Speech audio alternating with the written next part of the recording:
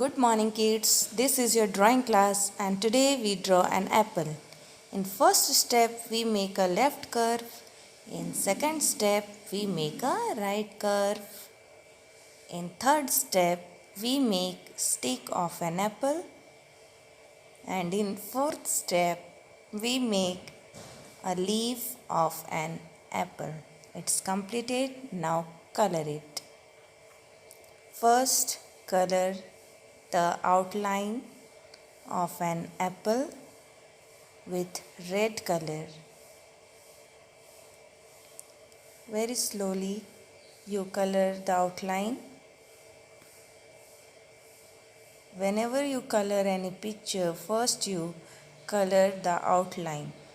You should concentrate in coloring. After the outline is completed, you fill the color inside the picture.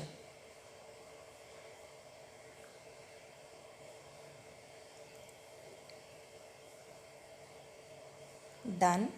Now fill the brown color in stick of an apple and then color the leaf with green color. That's all for today. Thank you.